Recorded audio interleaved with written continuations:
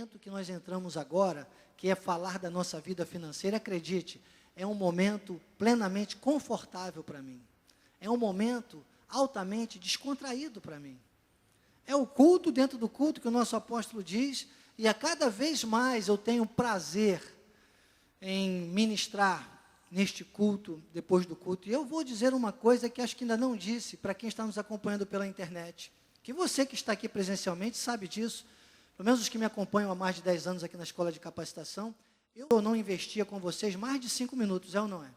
Muitas vezes eu só dizia assim, venham à frente, e vocês vinham à frente, porque a qualidade, Valéria, de pessoas que começam a vir aqui numa terça-feira, e olha, não são pessoas que só vêm na terça-feira, são pessoas que estão com essa fome que Jeremias tinha da palavra, são pessoas atuantes na igreja, são pessoas que se envolvem, estão sempre ligadas conosco, aqui presencialmente, e vêm também numa terça-feira. Então, Deus tem trazido aqui, por isso que eu dou esta palavra, acreditem, amados, 90% é muito para você da internet, é minha responsabilidade, já que Deus me deu essa honra de hoje poder, eu glorifico a Deus pela vida do Wesley, pela vida do bispo José Carlos, e sempre a vida do nosso apóstolo, que me dá carta branca em tudo, mas hoje eu poder coordenar com o nosso bispo José Carlos e o nosso Wesley, para termos, em meio aos desafios do nosso estúdio, também a escola de capacitação na internet, me trouxe essa responsabilidade. E eu, então, tenho até que usar um pouco mais esse tempo com você, pela internet, porque as pessoas que Deus tem trazido aqui, são pessoas tão envolvidas com esse desejo, e isso tem que começar a acontecer também na sua vida, você que está acompanhando, terça após terça, e já temos isso, olha, nossa irmã Nerli de Dourados, quase que semanalmente ela está mandando dízimo, amados, sementes significativas para o nosso ministério, se envolveu com as terças-feiras de uma maneira, comigo diretamente, no tocante ao dar e receber, que é o apelo que eu tenho feito aqui pela internet, nossa Cleusa lá de Brasília, sabe, muitas pessoas estão ligadíssimas comigo, nesse tocante ao dar e receber, nosso pastor João Batista, essa semana, mandou uma semente, além do dízimo da igreja, mandou uma semente pessoal, muito especial para o nosso ministério, muito significativa. Então, são pessoas que já estão entendendo isso, por isso que eu tenho usado mais, e de 6 meses para cá, do último ano, Deus me deu uma visão muito peculiar, muito específica, sobre a nossa vida, com relação ao dinheiro, que é nós termos a possibilidade de nem ficarmos como o mundo, porque dinheiro, desculpe irmão, dinheiro, na forma que o mundo lida com dinheiro, dá nojo. Desculpe, dá nojo. Bispo, você pega pesado. Desculpe, dá nojo.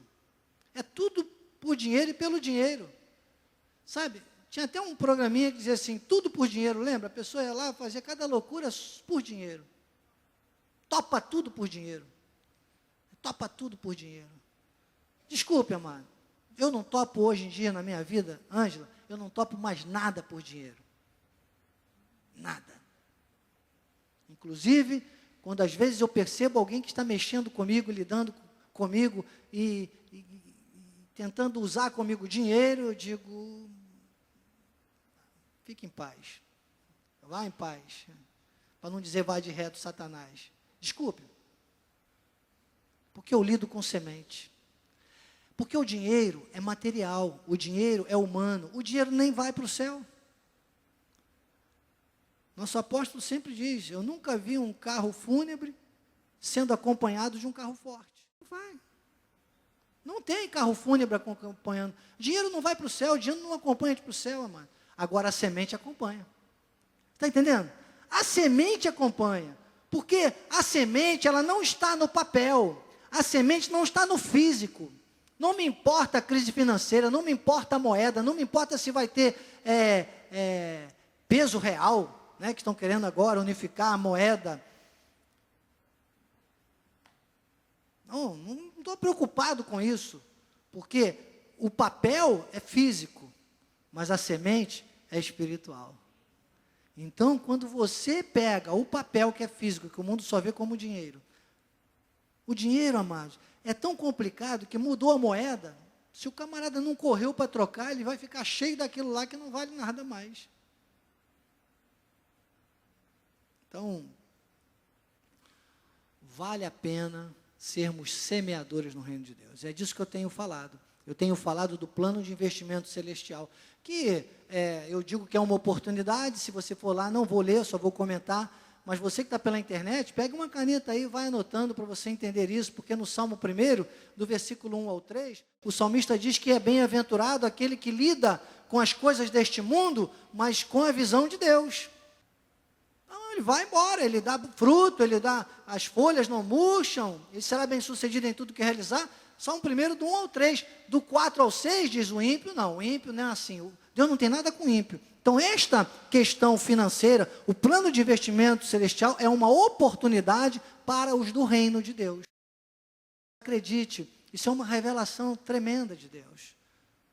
Porque no plano de investimento celestial, reino de Deus, semente, prosperidade. Então, você primeiro, para você acessar esse plano, você tem que entender primeiro o que é reino de Deus.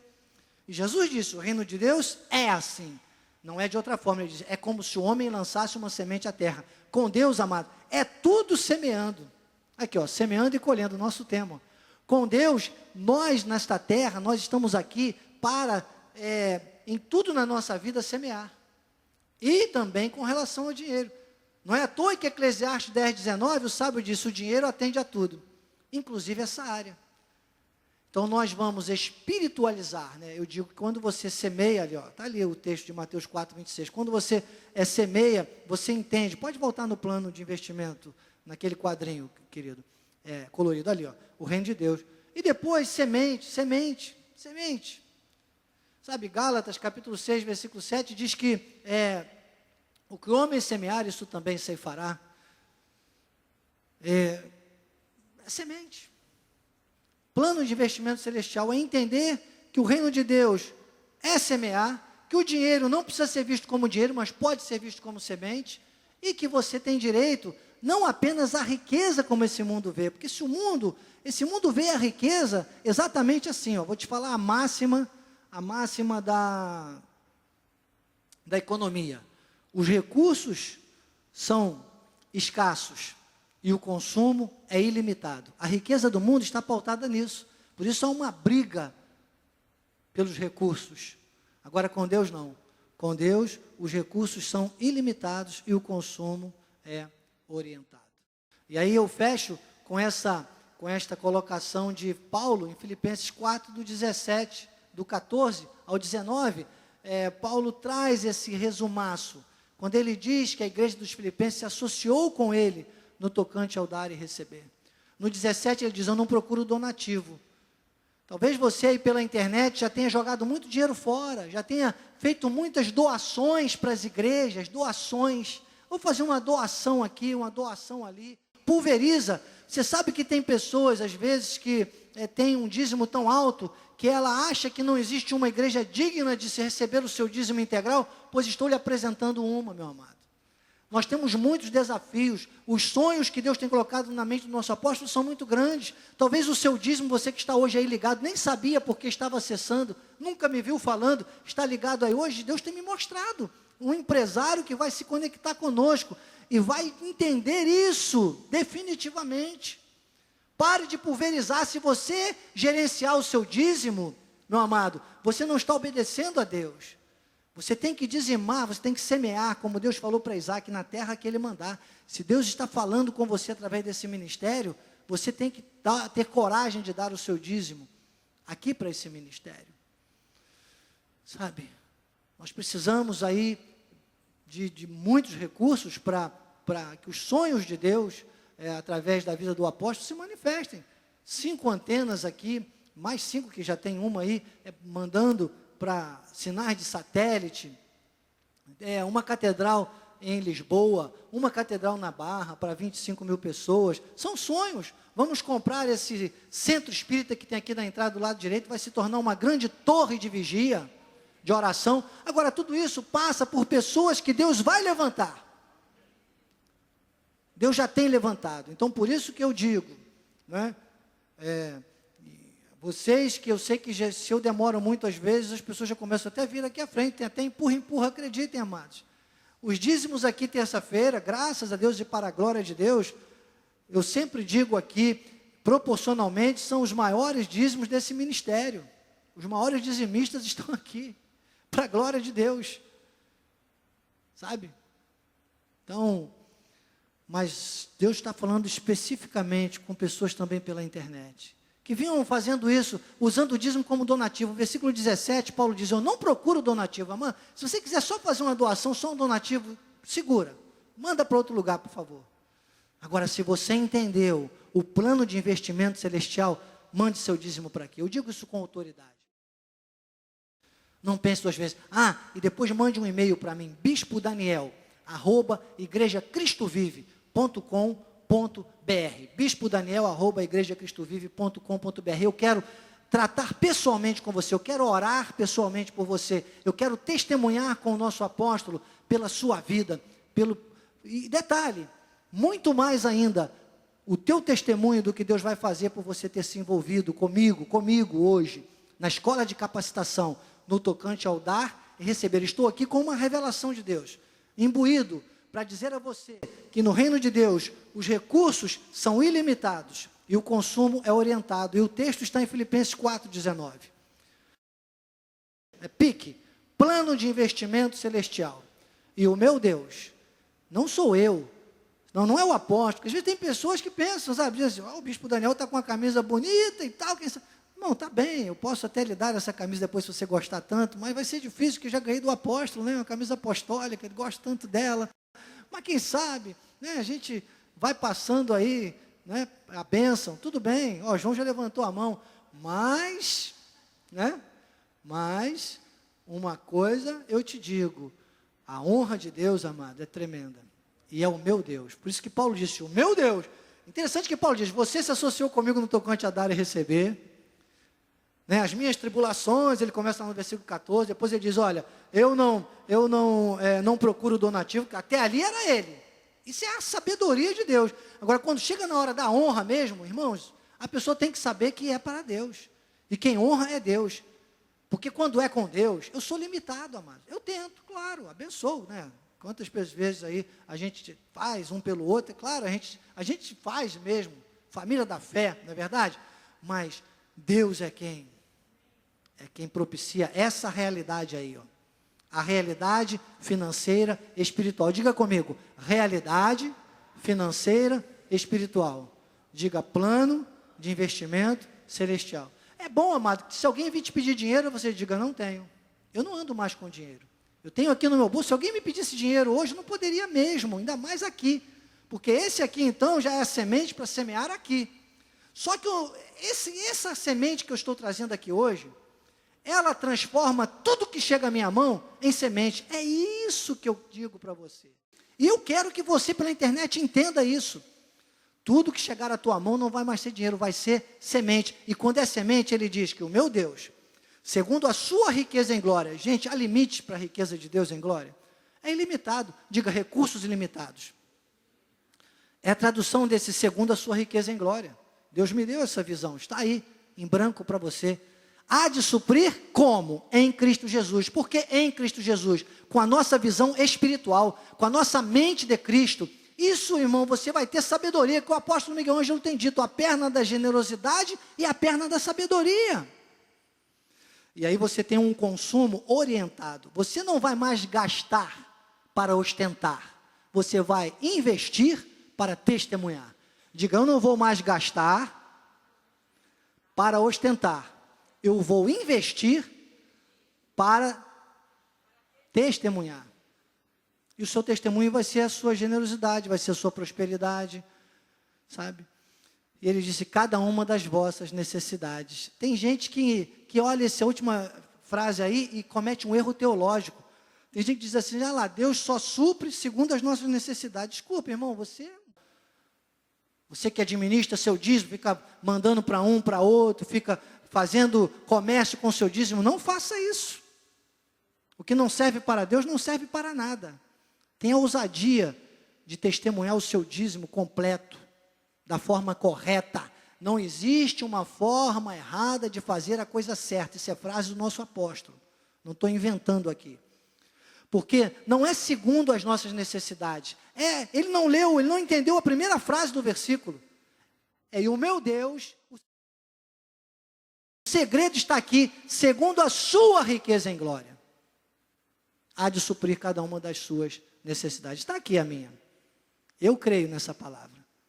E eu vou ligar com você aqui e você pela internet. Não esqueça, depois de me mandar o seu testemunho para bispo.daniel@igrejacristovive.com.br. Bispo, você parece, o negócio é contigo. Irmão, hoje estou aqui.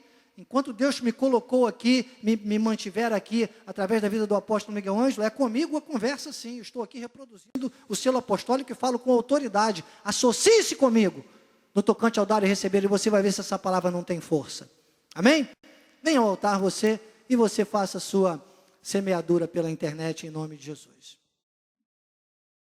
Hoje já temos passado por tantos temas maravilhosos, e todos eles, acreditem, fundamentam esta visão aqui, da capa do livro, né? Isso aqui é um tratado. Tratado é uma forma científica de expor determinado tema. Por isso que se chama tratado. E quando ele diz tratado das doutrinas da graça de Deus, na verdade a graça de Deus desdobra em várias doutrinas em si. Quando Paulo fala a Tito, ele diz, prega o que convém à sã doutrina, fala, insta, insiste no que convém à sã doutrina, é uma doutrina só, que tem as várias ramificações.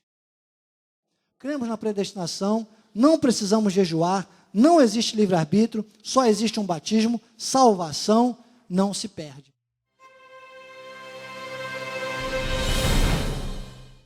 Cristo carne versus Cristo é ressuscitado. Isso aqui, irmãos, desculpe, é uma confusão generalizada no meio do povo de Deus, e você vai ver isso comigo.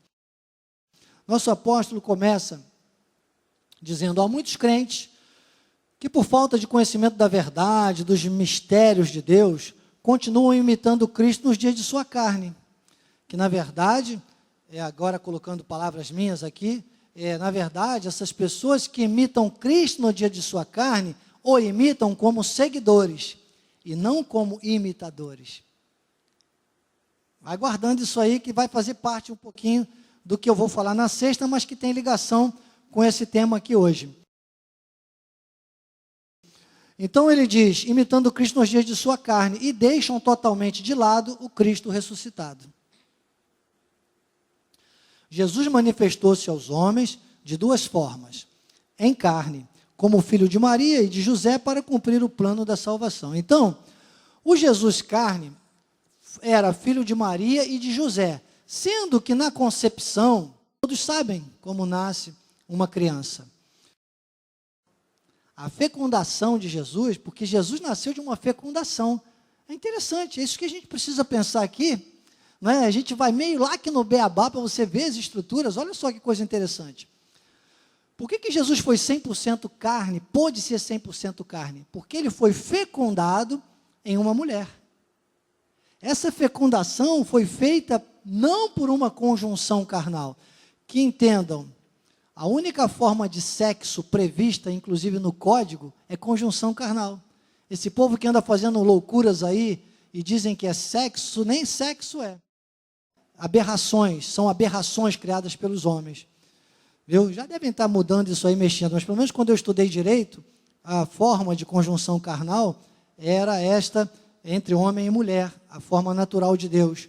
Então estou falando disso. Essa fecundação aconteceu por obra do Espírito Santo, não houve uma conjunção carnal. Mas Jesus foi gerado de uma fecundação no útero de Maria. Por isso que a gestação de Maria foi uma gestação natural. Ela precisou de uma estrebaria, ela deu à luz, não foi isso? Ela engravidou, não é verdade? Os outros ficaram escandalizados, você imagina, uma jovem desposada, não havia tido ainda a permissão para sexo, o próprio José se assustou, não tem tudo isso na história. Eu não estou aqui para ficar lendo dezenas de textos bíblicos com você, não dá tempo na escola de capacitação, eu estou aqui para ficar pincelando esses detalhes, trazer à tua mente, e a gente abordar o tema de uma maneira bem ampla, bem esclarecedora. Então, Jesus foi 100% carne porque ele foi gerado no ventre de Maria, ele teve cordão umbilical, sabe? Foi aquela gestação normal, nasceu de um parto normal, que não tinha cesariana naquela época.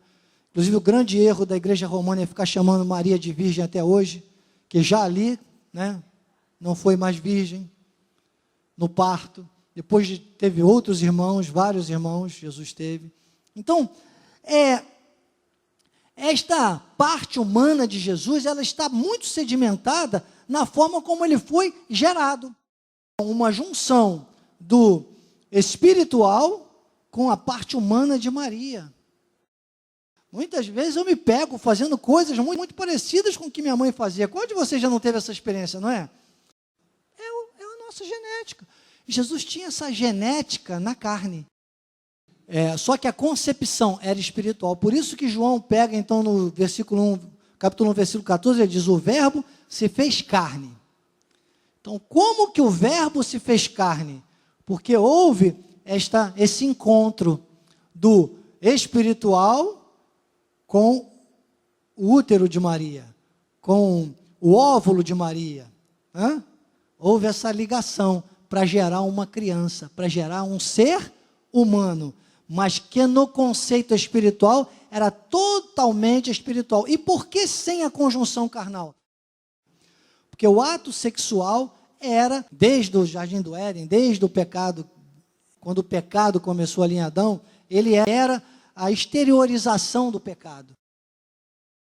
Por causa da forma como era gerada uma criança. Então, Jesus não passou por esse pecado.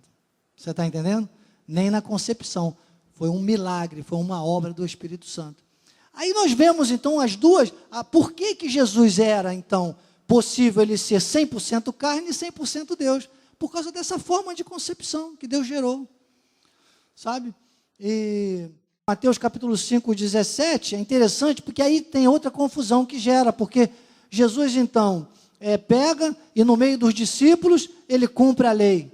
Ele vai ao batismo, ele faz um pseudo-jejum, que eu já expliquei para vocês aqui quando eu falei disso, que Jesus não jejuou, Jesus não foi ao deserto para jejuar, mas Jesus foi ao deserto para ser tentado pelo diabo, jejuou porque estava guiado pelo Espírito. Se eu estivesse em casa agora, essa hora, 10 horas da manhã, mais ou menos, geralmente, ainda mais que o nosso irmão Antônio, querido, sempre traz uma banana para mim maravilhosa, eu como uma banana. Meu estômago já doeu um pouquinho, acredite, porque hoje eu não comi, estou aqui no altar, não comi, não deu tempo de fazer isso antes de sair de casa. Mas eu já só lembrei porque falei nisso aqui com você, acredite. Mesmo chegando agora, próximo de meio-dia, já começa o meu apetite vindo, mas eu ficaria, irmãos, eu falo para você sem medo. Eu ficaria aqui muito mais horas, aqui direto falando com você da palavra de Deus. Por quê? Porque é uma ação do Espírito Santo. Jesus estava assim no deserto, guiado pelo Espírito Santo. Então, por isso que ele não comeu. Depois, não vou muito fundo, mas se você for lá depois, você pode pegar as aulas anteriores, que eu falo muito disso, inclusive no nosso tema Andando no Espírito, está lá no canal de missões. Então Jesus aqui, isso gerava uma confusão, porque o da carne precisava cumprir a lei. O da carne precisava seguir aqueles momentos ali de lei e fazer tudo aquilo, inclusive chegar a Via Crucis, para que nós não precisássemos fazer. Quando a gente volta à lei, quando a gente tenta fazer alguma coisa da lei, diz Paulo aos Gálatas que a gente está anulando o sacrifício de Cristo. Nós estamos sendo, no mínimo, ingratos, porque Jesus fez para a gente não precisar fazer. Então, Mateus 5,17, ele diz, não penseis que vim revogar a lei ou os profetas. Não vim para revogar, vim para cumprir o da carne. E a igreja tradicional até hoje vive numa confusão, porque diz assim, não, Jesus disse que não veio revogar a lei, como é que vocês querem revogar a lei? Claro, o da carne não veio para revogar. Por isso que você tem que entender quem é o da carne e quem é o do Espírito. Qual é o ministério da carne e qual é o ministério do Espírito. O da carne não veio para revogar, veio para confirmar os profetas e para cumprir a lei. E aqui no Hebreus capítulo 2, versículo 17, eu não vou ler o livro todo, o apóstolo traz alguns outros detalhes aqui, importante depois você ler em casa, Eu não seria leviano de ficar aqui apenas lendo o livro com você, apesar desse conteúdo maravilhoso, mas você pode fazer em casa. Aqui Deus quer tratar e falar de maneira muito personalizada com cada um que está aqui, seja presencialmente, seja pelos nossos canais virtuais. Então, vamos aqui em Hebreus 2,17, olha, por isso mesmo, convinha que em todas as coisas se tornasse semelhante aos irmãos, para ser misericordioso e fiel, sumo sacerdote, nas coisas referentes a Deus, e para fazer propiciação pelos pecados do povo. Pois naquilo que ele sofreu, tendo sido tentado, é poderoso para sofrer os que são tentados. Lembra que eu falei hoje logo no início?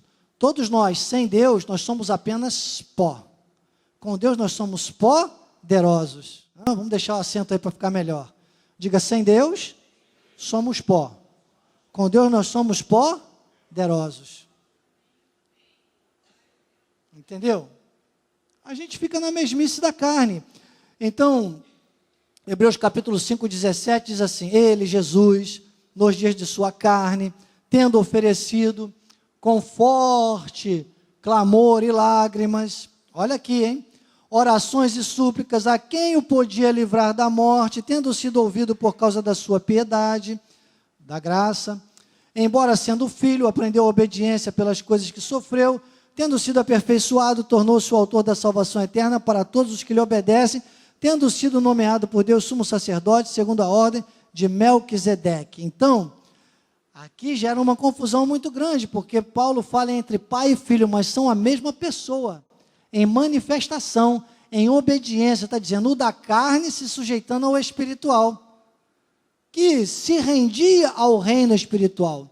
O que Paulo disse em Efésios 3:20, Cristo, ele opera em nós, com o seu poder, né? Esse poder que opera em nós, infinitamente mais, está lá em Efésios 3:20, nós sabemos que o poder de Deus está dentro de nós, e que opera em nós, infinitamente mais. Em Colossenses 1:27, ele diz, Cristo é em vós, a esperança da glória. Então, nós sabemos que Cristo está em nós. Em Gálatas 2:20, ele disse, Cristo vive em mim. Só que nós sabemos que há um eixo espiritual, há um mundo espiritual, há um reino, há alguma coisa superior ao que nossos olhos carnais podem ver. Era esse ato, era essa atitude que Jesus tinha toda vez que ele se referia ao Pai. Era falando do eixo espiritual. Gálatas capítulo 4, versículo 4, diz, vindo, porém, à plenitude do tempo, Deus enviou o seu Filho nascido de mulher, nascido sob a lei, para resgatar os que estavam sob a lei, a fim de que recebêssemos a adoção de filhos. Quer dizer que a plenitude dos tempos chegou. O que nós vivemos hoje, irmãos, é a plenitude dos tempos.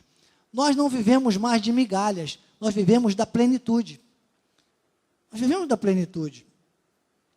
E isso foi feito pelo Filho, pelo processo, né, maravilhoso espiritual, de termos alguém nascido de mulher, de um ventre, carne, sabe? Precisou de uma manjedoura, precisou de cuidados especiais, provavelmente de uma parteira.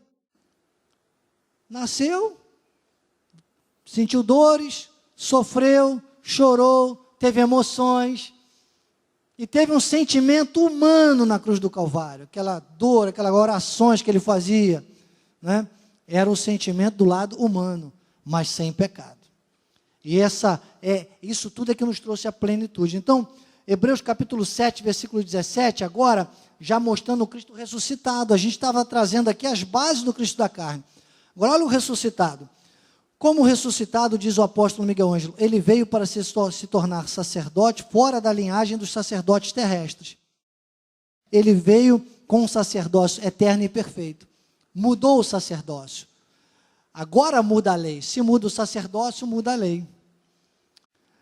Hebreus 7,17. Porquanto se testifica, tu és sacerdote para sempre, segundo a ordem de Melquisedeque. Com efeito, versículo 26, nos convinha um sumo sacerdote, com este santo, inculpável, sem mácula, separado dos pecadores e feito mais alto do que os céus. Essa é a condição, agora do Cristo ressuscitado. Romanos 10, 4, aí agora Paulo, nas suas epístolas, explica o sacerdócio do Cristo ressuscitado. Porque o fim da lei revogou ou não revogou? Revogou. Ah, bispo, então não preciso cumprir os 10 mandamentos. Os 10 mandamentos, isso é parte moral da lei, irmãos. Isso é parte moral. 10 mandamentos para nós é fichinha. Quem é cortado pela graça de Deus, quem vive a graça de Deus, tem expectação de juízo de fogo, qualquer coisinha a gente está logo prestando atenção e cai em si, corrige o azimuth. Ninguém, vocês não pecam, vocês não desobedecem? É claro, todos nós somos suscetíveis, mas quanto mais cortado pela graça, mais rápido você cai em si. Viu o nosso apóstolo Miguel Ângelo mesmo? Estava falando sobre isso na universidade, quando ele falou sobre cristologia, que é esse tema, né? Explicar Cristo. Ele falou sobre isso também. Isso que eu estou dizendo para você. Todos nós estamos suscetíveis, mas só que a gente cai em si, porque a gente está muito alinhado, a gente está com conhecimento. O conhecimento, amados, conhecimento não ocupa lugar, mas ele organiza. Conhecimento organiza. Muito importante. E agora você vê, o fim da lei é Cristo. E para quê? Por que agora o Cristo ressuscitado finaliza a lei? Eu gosto de pregar essas vírgulas. Eu gosto dos paraquês da Bíblia Sagrada. Para a justiça de todo aquele que crê. Então a nossa justiça hoje não está na lei de Moisés. A nossa justiça hoje está na lei da graça. Diga a lei da graça. Eu faria uma remissão aí, não está em lugar nenhum, nem precisa colocar, não dá tempo. Você deve trazer uma caneta e um papel toda terça-feira, que é importante, para anotar essas coisas, você pela internet também. Mas a lei da graça, porque existe uma lei da graça, é a justiça de todo aquele que crê. Sabe o que diz Romanos 8, versículos 1 e 2? Você não percebe que eu estou lendo em lugar nenhum. Ó. Vou tirar os óculos por causa dos carnais que não acreditam, que eu preciso ser bom perfume também nos carnais. Romanos capítulo 8, versículo 1, versão revista atualizada, João Ferreira de Almeida. Nenhuma condenação há para os que estão em Cristo Jesus. Versículo 2, porque a lei do Espírito da vida em Cristo Jesus nos livrou da lei do pecado e da morte. Então, a lei da graça está no Romanos capítulo 8, versículo 2. É a lei do Espírito da vida. É a justiça daquele que crê. Assim, nós daqui por diante. Você está no daqui por diante ou você está antes? Você vive antes das 14 epístolas ou você vive depois das 14 epístolas reveladas? Depois. Então, daqui por diante, depois que Paulo trouxe a revelação do Cristo ressuscitado e glorificado, ele diz: a ninguém conhecemos segundo a carne, e se antes conhecemos Cristo segundo a carne, já não o conhecemos deste modo. Você está entendendo? Então, veja bem, o Cristo da carne, ele tinha os seguidores. Os discípulos do tempo da carne eram seguidores. Eles precisavam olhar o Cristo da carne, eles viam o Cristo da carne. Diga comigo, seguidores olham o Cristo da carne. Imitadores olham o Cristo ressuscitado e glorificado. Imitadores seguem o Cristo ressuscitado e glorificado. Então, essa está a diferença entre seguidores e seguidores imitadores. Olha aí, está entendendo como é que a palavra vai se desdobrando? Então, ele diz, nós daqui por diante, nós não vamos seguir imitando o que Cristo da carne fez com relação à carne, com relação àquilo que a carne precisava fazer, com relação ao cumprimento da lei. Mas nós vamos seguir o Cristo da carne com relação ao que ele fazia no Espírito, porque ele cumpriu toda a lei sem pecado. Nós vamos viver nesta terra, atendendo a nossa carne, sem pecar, sem pecado, sem sujeitar-nos à lei, porque a lei levava a carne ao pecado. É só você continuar a ler depois do capítulo 8 de Romanos, que é o tema central da Bíblia Sagrada. Você vai ver depois que está tudo lá. Daqui por diante, se antes conhecemos Cristo segundo a carne, já agora não conhecemos, porque o Cristo segundo a carne era para cumprir a lei. E se Cristo não ressuscitou, é vã a vossa fé, e ainda permanecei nos vossos pecados. Está entendendo? Está preso ao da carne. 1 Coríntios capítulo 15, versículo 19. Se a nossa esperança em Cristo, olha aqui, mais claro do que isso, amados, se limita apenas a esta vida, somos os mais infelizes de todos os homens. Romanos capítulo 7, versículo 2. Ora, mulher casada. E aí Paulo vai fazendo uma analogia aqui, parecendo que ele está falando do casamento. Depois ele diz, eu me refiro a Cristo e à igreja. Ele disse, nós temos que morrer relativamente à lei. Nós pertencemos ao... É como ele diz, aquela mulher viúva, porque a mulher ficava viúva, ela na época tinha direito de contrair novas núpcias. Mas acontece às vezes que uma mulher que tem um casamento muito bem sucedido, ela se casa de novo depois e fica o tempo todo, está casada com um novo marido, mas fica comparando tudo com o marido que morreu. Morreu. Tem que viver um novo casamento. Então é o que acontece. O nosso casamento, hoje eu sou casado como igreja de Cristo, a noiva, ao Cristo ressuscitado. Diga, e glorificado.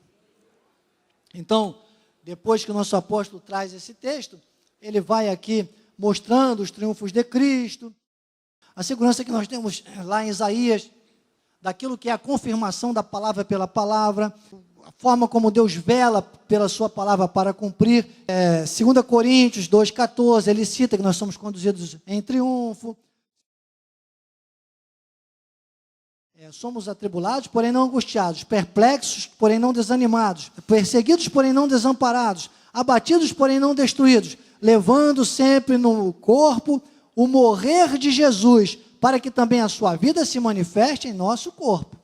Então, sabendo que essa carne, ela precisa estar sujeita ao Espírito. Mas se a pessoa não entender isso tudo aqui, amados, você depois leia, em casa esses outros textos, eu vou pular aqui para o último texto de Romanos 8:11, que diz assim, se habita em vós o Espírito daquele que ressuscitou a Cristo Jesus dentre os mortos, vivificará também o vosso corpo mortal por meio do seu Espírito que em vós habita. Então, o que precisa ser entendido definitivamente é que esse corpo é mortal. E acredite, tem muita gente que acaba tendo este corpo morrendo antes da hora porque desobedeceu. O ímpio não peca. O ímpio, ele apenas pratica o pecado. Quem peca é o Filho de Deus. O Filho de Deus peca quando desobedece. Então, se vai para a lei, se vai para a carne, a tendência de pecar é muito grande. Agora, se está no Espírito, amado, você não peca, porque a carne, enquanto a carne nunca acerta, o Espírito nunca erra. João capítulo 7. No último dia, o grande dia da festa, levantou-se Jesus e exclamou, se alguém tem sede, venha a mim e beba. Quem crê em mim, como diz a Escritura, do seu interior fluirão rios de água viva. Isto ele disse com respeito ao Espírito que haviam de receber os que nele crescem. Está falando dos que nele crescem, receberiam, aqueles que hoje ouvem a graça de Deus. Isso era futuro, ainda não era para aquele momento. Você vai ver que não, porque olha, pois o Espírito até aquele momento não fora dado, não a Jesus, porque Jesus ele já tinha o Espírito, o Jesus, carne não, mas o Cristo ressuscitado e glorificado, que hoje habita em nós e que revelou o Evangelho da Graça ao apóstolo Paulo, ele era o próprio Deus, era o verbo que se fez carne. Mas o povo de Deus, os filhos de Deus, até a vinda do Pentecostes, e depois só entenderam, alguns que muitos não entenderam até hoje, nós que vivemos a graça de Deus, é que entendem e vivem esse Espírito, que agora depois foi dado. Ele disse, até aquele momento não fora dado. Por quê? Porque Jesus ainda não havia sido glorificado. Por isso nós estamos pregando Cristo da carne versus Cristo glorificado, Cristo ressuscitado. Olha só a confusão, versículo 40 do João 7. Então os que dentre o povo tinham ouvido essas palavras diziam, este é verdadeiramente o profeta. Uns estavam entendendo, os poucos, né? Outros diziam, ele é o Cristo. Outros, porém, perguntavam, porventura o Cristo virá da Galileia? Não diz a Escritura, olha só o pessoal que fica sempre questionando, preocupado, apenas pensando na letra. A letra mata, irmãos. É o Espírito que vivifica. Está tudo lá em Romanos 8. Então, não diz a Escritura que o Cristo vem da descendência de Davi e da aldeia de Belém, de onde era Davi? Assim houve uma dissensão entre o povo por causa dele. Acho que naquele momento ali, que era a última festa, a última Páscoa, Jesus estava ali se despedindo, Jesus já estava preparando o povo. Diz que ali naquele momento houve uma confusão generalizada. E é essa confusão generalizada que existe até hoje, porque até hoje pessoas querem seguir a lei. O povo de Deus está nessa confusão, amados. E aí sim eu fecho com Efésios, que é a minha oração.